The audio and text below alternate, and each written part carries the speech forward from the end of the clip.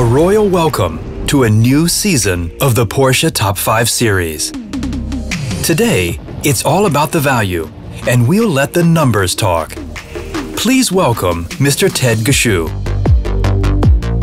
Welcome to Top 5. My name is Ted Gushue. We're here at Stuttgart's Schloss Solitude, looking at 5 of the most valuable Porsches of all time. Join me as we take a look at them, starting at the bottom, going to the top.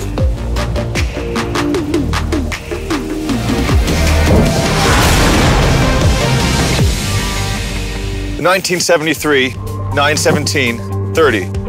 Developed for the Can-Am Racing Series, 1,200 horsepower, air-cooled, 12-cylinder. That's 100 brake horsepower per cylinder.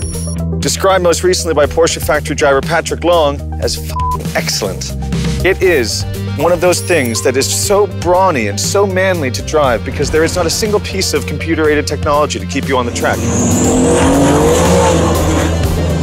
To my left, 200 liters of fuel. To my right, another 200 liters of fuel. That made this car a 1,200 horsepower, 0 to 60 in 2.1 second bomb that heroes like Mark Donohue strapped themselves to in period. It is truly one of the most exceptional racing cars ever developed by Porsche, and it most recently sold for $3 million US. That's what makes it our top 5. Now we go into top 4.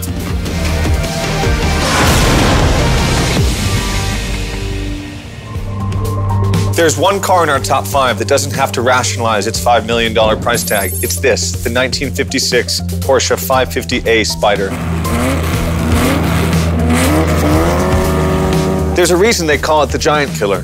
1.5-liter diminutive engine with only 135 horsepower. Developed as the first Porsche that was purposely built for racing. There was not a road car envisioned, even though James Dean made it quite popular. It was almost immediately victorious, winning its 1956 Targa Florio entrance outright against cars with 2 or 3 times the power. It was the David to the Goliath of the era, and that was what makes it our number 4. Now let's look at number 3.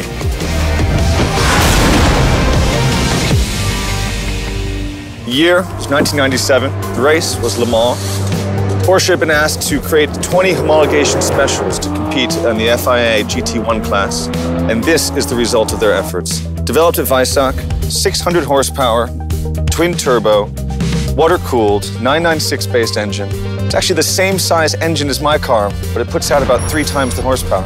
It is, to me, the sexiest, coolest, most beautiful, elongated race car that you can legally drive on the road. And that is why the Strassen version is widely considered one of 20 to be not just the rarest, but one of the most desirable. And just recently, one sold at auction for $5.6 million US, a 1998 version. There's nothing like being able to drive a Le Mans road car on the street. And that is why the Strassen version is my personal favorite. But now we go on to number 2. In 1983, chassis number 003 of the 956 Group C racing car won overall at Le Mans. It was driven by guys like Derek Bell, Al Holbert, Jackie Ickx, legends of the racing world. And it was one of the most victorious racing cars, not just by Porsche, but by any company ever. It was one of the first race cars ever to use ground effect styling, which kept it sucked to the ground as it went around corners at great speed. It had this fire-breathing engine that when you downshifted, shot massive flames out. It's what made Group C racing a spectacle to watch and defined the 1980s era of racing driving. It's what makes it our number 2, which is why it's also worth about $10 million US. It's a spectacular car. Now let's go look at number 1.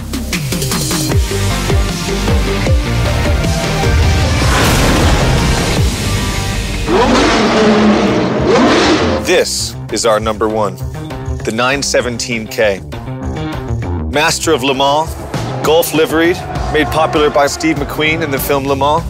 It is one of the most iconic racing cars in history. Racing driver Derek Bell was offered one of these after his racing season with Porsche for £5,000. At a time when a house cost about £7,000. He famously told me, if I came home with a racing car and a newborn baby, I would have been divorced in a week and a half. Unfortunately for him, it is now worth $14 million US, and it is one of the most exceptional racing cars in history.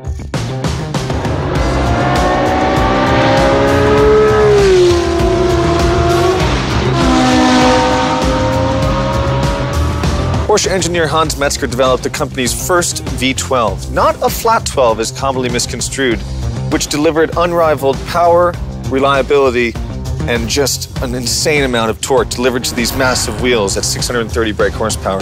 Its slippery aerodynamic body paired with that massive engine is what allowed it to go over 220 miles an hour in the Mulsanne Straight at Le Mans. It is, to me, one of the greatest racing cars of all time.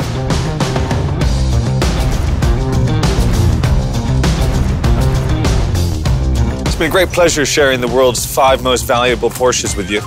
For now, though, I have to head off in the most valuable Porsche to me. It's this one right here. See you guys next time.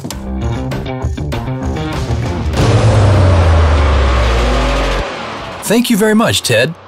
And for next week, we have another highlight for you, when we are going to settle the question of all questions. Stay tuned, as it's going to be fast.